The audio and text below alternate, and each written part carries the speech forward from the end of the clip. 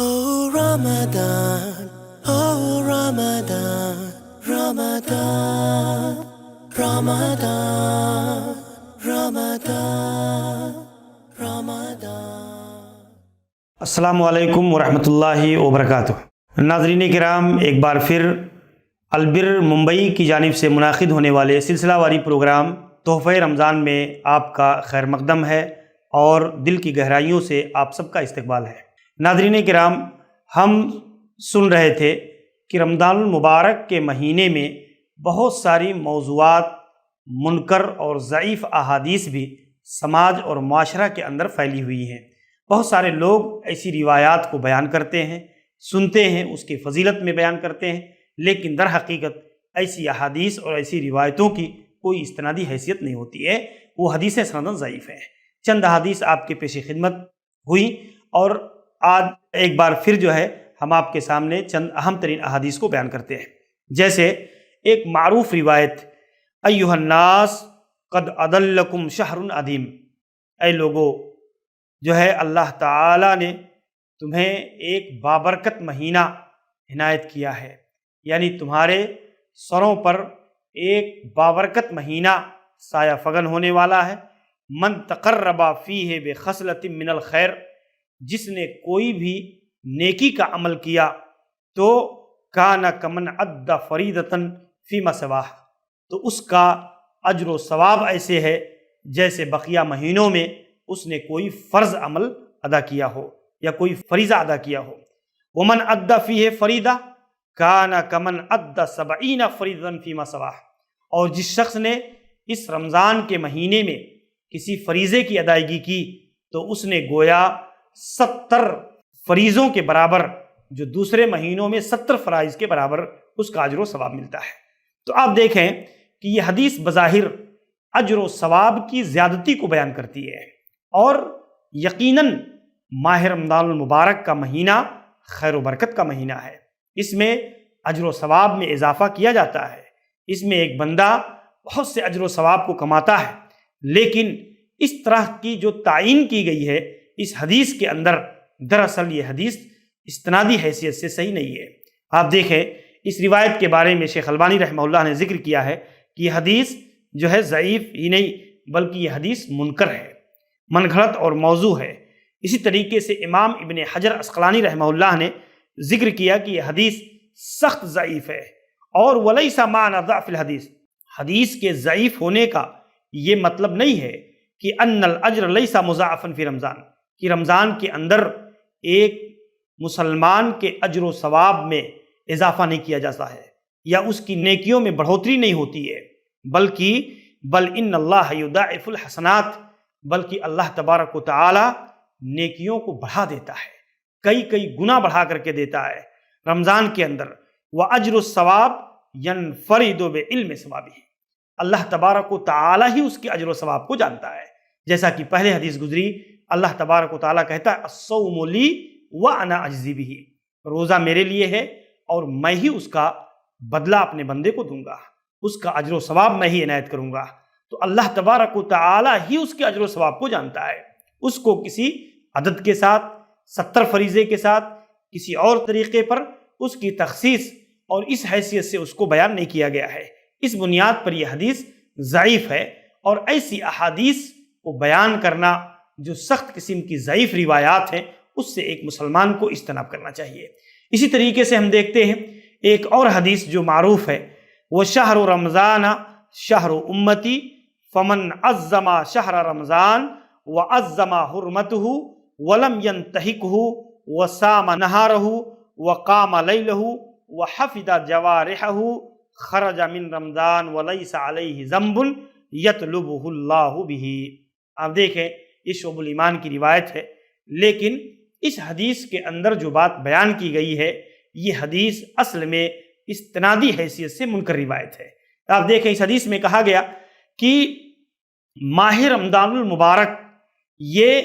मेरी उम्मत का महीना है, जो मेरी उम्मत के जिस शख्स ने इस महीने की ताज़ीम की, उसकी क़द्र व मंज़िलत को पहचाना, उसके हुर्मत को पामाल नहीं किया और उसके दिनों का रोज़ा रखा, उसकी रातों का क़याम किया اپنے اعضاء و جوارح کو رمضان المبارک کے اس مہینے کے خلاف استعمال نہیں کیا، تو اپنے اعضاء و جوارح کی حفاظت کی، تو وہ اس مبارک مہینے کو گزارنے کے بعد ایسے ہی نکلتا ہے کہ لیس علیہ ذنب، اس کے اوپر کوئی گناہ باقی نہیں رہ جاتا، جس کا مطالبہ اللہ رب العالمین قیامت کے دن کرے گا۔ آپ دیکھیں اس حدیث میں رمضان کی ایسی فضیلت اور اس قدر فضیلت بیان کی گئی کہ اس طرح کی کوئی صحیح حدیث کے اندر اس طرح کی کوئی فضیلت بیان نہیں ہوئی ہے۔ تو یہاں آپ دیکھیں اللہ تبارک و تعالی بندے کے گناہوں کا مواخذہ کرے گا۔ ایک آدمی رمضان کا روزہ رکھتا ہے، ایک فریضہ ادا کر رہا ہے، اس کے اجر و ثواب بہت زیادہ ہیں، یقیناً اس کے اجر و ثواب معتبر ہیں، لیکن ایک آدمی اگر صحیح معنوں میں اس طرح کے روزوں کا اہتمام کرتا ہے، قیام اللیل کا اہتمام کرتا ہے، تو اس کا اجر و ثواب اپنی جگہ پر معتبر ہے۔ جیسے اللہ کے نبی صلی اللہ علیہ وسلم نے بیان فرمایا، من صام رمضان ایمانا و احتسابا غفر له ما تقدم من ذنبہ، کہ جو آدمی رمضان کے روزوں کو ایمان اور احتساب کے ساتھ رکھتا ہے، اللہ سے اجر و ثواب کی امید کے ساتھ اس مبارک مہینے کے روزوں کو رکھتا ہے، تو اس کے سابقہ گناہ مٹا دیے جاتے ہیں، اس کے سابقہ تمام گناہ صغائر معاف کر دیے جاتے ہیں۔ لیکن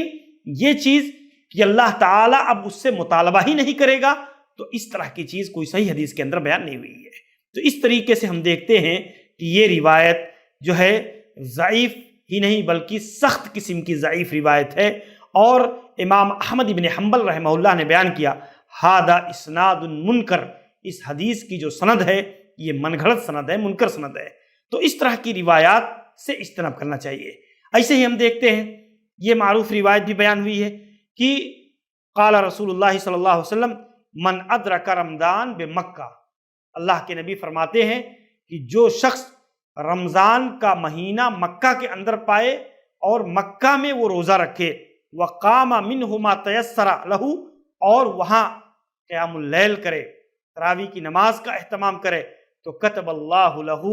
100,000 شہر رمضان، تو اللہ تبارک و تعالی اس ایک مہینہ رمضان کا مکہ کے اندر عبادت کرنے کے سبب اللہ تبارک و تعالی اسے 1,00,000 رمضان کے مہینے کے برابر ثواب دے گا۔ تو یہ چیز جو ہے اس حدیث کے اندر بیان ہوئی ہے، فیما سوا وَكَتَبَ اللَّهُ لَهُ، اور اللہ تبارک و تعالی اس کے لیے ہر دن ایک گردن آزاد کرنے کا ثواب لکھتا ہے، ہر رات ایک گردن آزاد کرنے کا ثواب، ایسے ہی ہر دن میدان جہاد میں جو ہے لڑنے والے 2 مجاہدین کے برابر ثواب، یا اسی طریقے سے ہر دن ایک نیکی، ہر رات ایک نیکی۔ یہ حدیث آپ دیکھیں، یہ سنن ابن ماجہ کی 3117 نمبر کی روایت ہے۔ اس حدیث کو شیخ البانی رحمہ اللہ نے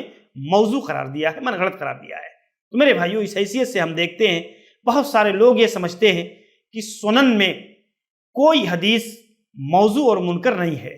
وہ عمومی طور پر جو روایتیں سنن ترمذی میں ہیں، سنن ابن ماجہ میں ہیں، سنن نسائی میں ہیں، سنن ابی داؤد میں ہیں، تو وہ بے دھڑک اس کا حوالہ دے دیتے ہیں اور اس روایت کو بیان کر دیتے ہیں، حالانکہ سنن کے مصنفین نے خود اس کے مقدمے میں اس بات کا اعتراف کیا ہے۔ اس اپنی کتاب کے اندر سنن میں بہت ساری ایسی حدیثیں ہیں جو ضعیف ہیں، موضوع ہیں، منکر ہیں۔ اس کی بنیاد پر جب کسی حدیث کے بارے میں یہ ثابت ہو جائے کہ یہ حدیث سندن صحیح نہیں ہے، تو اس کے فضائل بھی لغو ہوتے ہیں، اس کے فضائل بھی معتبر نہیں ہوتے۔ اس حدیث سے ثابت ہونے والا کوئی مسئلہ، کوئی عمل، اس کی کوئی فضیلت، کوئی حیثیت نہیں رہ جاتی، کیونکہ در حقیقت ہمارے نبی صلی اللہ علیہ وسلم نے اس چیز کو بیان ہی نہیں کیا ہے۔ موضوع روایت کہا ہی جاتا ہے جسے کسی شخص نے گڑھ کر کے بیان کر دیا ہو، گڑھ کر کے اس کی فضیلت کو نبی کریم صلی اللہ علیہ وسلم کی طرف منسوب کر دیا ہو۔ تو اس کی بنیاد پر ایسی روایات کے لیے کوئی جگہ شریعت کے اندر نہیں رہ گئی ہے۔ اسی بنیاد پر ہم دیکھتے ہیں کہ ایک معروف روایت جو ہم عام طور پر لوگ جب روزہ کھولتے ہیں تو روزہ کھولتے وقت جو دعا پڑھتے ہیں، اللہم لک صمت وعلی رزقک افطرت، بہت سارے لوگ اس حدیث پر عمل کرتے ہیں۔ یہ سنن ابی داؤد کی 2328 نمبر کی روایت ہے، لیکن آپ دیکھیں کہ میرے بھائیوں، یہ حدیث بھی اصل میں سندن ضعیف ہے کہ اللہ کے نبی صلی اللہ علیہ وسلم سے یہ روایت روزہ کھولنے کے وقت یہ دعا اللہ کے نبی صلی اللہ علیہ وسلم سے ثابت نہیں ہے۔ اللہ کے رسول صلی اللہ علیہ وسلم بسم اللہ کہہ کر کے روزہ کھولتے تھے، اور یہی طریقہ ہمارا اور آپ کا بھی ہونا چاہیے۔ اللہ کے نبی سے جو چیز ثابت ہے، کیونکہ یہ بہت ساری اس کی سندیں اور بہت سارے الفاظ کی تبدیلی کے ساتھ، کئی سندوں کے ساتھ یہ روایت مروی ہے، لیکن اس کی ساری سندوں کو امام ابن حجر عسقلانی رحمہ اللہ نے تلخیص الحبیر کے اندر جو ہے اس کی ضعیف قرار دیا۔ ایسے ہی آپ دیکھیں علامہ شوکانی رحمہ اللہ نے نیل الاوتار کے اندر اس کی کئی سندوں کو ذکر کر کے ضعیف قرار دیا۔ ایسے ہی شیخ البانی رحمہ اللہ نے ارواء الغلیل کے اندر اس حدیث کو حدیث ضعیف کہا ہے۔ تو بہرحال اگر یہ دعا ضعیف سند سے منقول ہوئی ہے تو ہمیں جو چیز صحیح طور پر ثابت ہے اسے اختیار کرنے کی کوشش کرنی چاہیے۔ میرے بھائیوں، ہمیں اور آپ کو یہ بات جاننا اور سمجھنا چاہیے کہ احادیث کی صحت اور ضعف کے معاملے میں کسی شخص کا، کسی قبیلے کا، کسی جو ہے آدمی کی کتاب کا یہ حوالہ اور اس کا عمل، یہ چیز ہمارے لیے معتبر نہیں ہوا کرتی ہے، بلکہ اس کی استنادی حیثیت کو دیکھا جاتا ہے۔ جمہور علماء، محدثین، جرح و تعدیل کے علماء نے جو حکم لگایا ہے اس حدیث پر،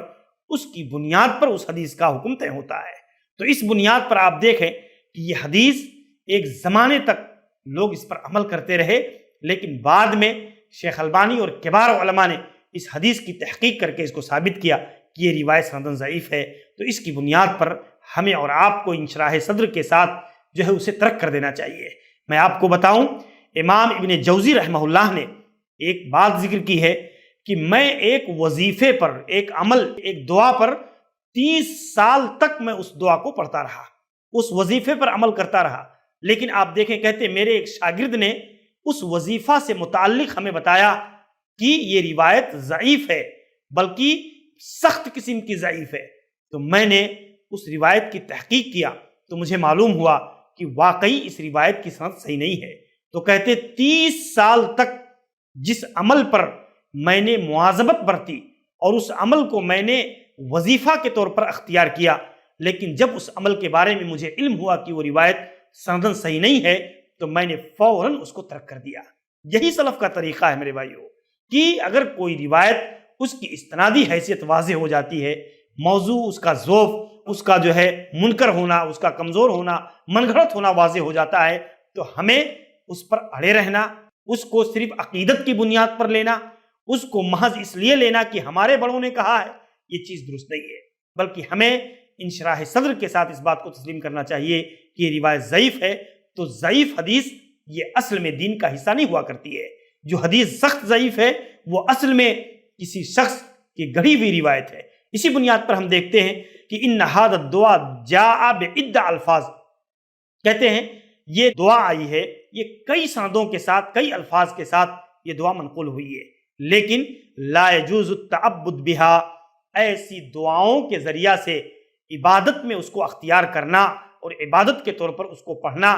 ذکر کے طور پر اس دعا کو روزہ کھولتے وقت پڑھنا، یہ درست نہیں ہے، جیسا کہ ملتقى اہل الحدیث کے اندر نیٹ پر اس کی پوری بحث موجود ہے۔ ایسے ہی آپ دیکھیں، اس کے برخلاف یہ دعا صحیح سند سے ثابت ہے کہ کان رسول اللہ صلی اللہ علیہ وسلم اذا افطر، اللہ کے نبی جب دعا کرتے تو آپ پڑھتے ذهب الظمأ وابتلت العروق وثبت الاجر انشاءاللہ۔ یہ سنن نبی داؤد کی صحیح روایت ہے، حسن درجے کی روایت ہے، جس کو شیخ البانی اور بہت سارے علماء نے حسن قرار دیا ہے کہ یہ دعا اللہ کے نبی صلی اللہ علیہ وسلم پڑھا کرتے تھے۔ تو میرے بھائیوں، یہ کچھ ایسی جو ہے معروف روایتیں تھیں روزہ کے فضائل و مناقب کے تعلق سے جو میں نے آپ کے سامنے بیان کی، ورنہ بہت ساری ایسی روایتیں ہیں جس کے بارے میں علماء نے بیان کیا ہے کہ یہ روایتیں روزہ سے متعلق جو زبان زد عام خاص ہیں، ان روایتوں سے اجتناب کرنا چاہیے۔ ایسی یہ حدیثیں ہمارے لیے درست نہیں ہوتی ہیں کہ ہم ان کے اوپر عمل کریں اور اپنے اعمال کو تباہ و برباد کریں۔ اللہ تعالیٰ سے دعا ہے کہ اللہ تعالیٰ ہمیں ان احادیث سے بچنے اور صحیح احادیث پر عمل کرنے کی اللہ ہمیں توفیق عنایت فرمائے۔ محترم ناظرین، ہمارے اس سلسلے کے ساتھ جڑے رہیے۔ انشاءاللہ العزیز اگلی مجلسوں کے اندر رمضان المبارک کے اس بابرکت مہینے اور اس کے مسائل و فضائل سے متعلق بہت ساری باتیں آپ کے سامنے انشاءاللہ العزیز پیش ہوں گی۔ السلام علیکم ورحمۃ اللہ وبرکاتہ۔ Oh Ramadan, oh Ramadan, Ramadan. Ramadan.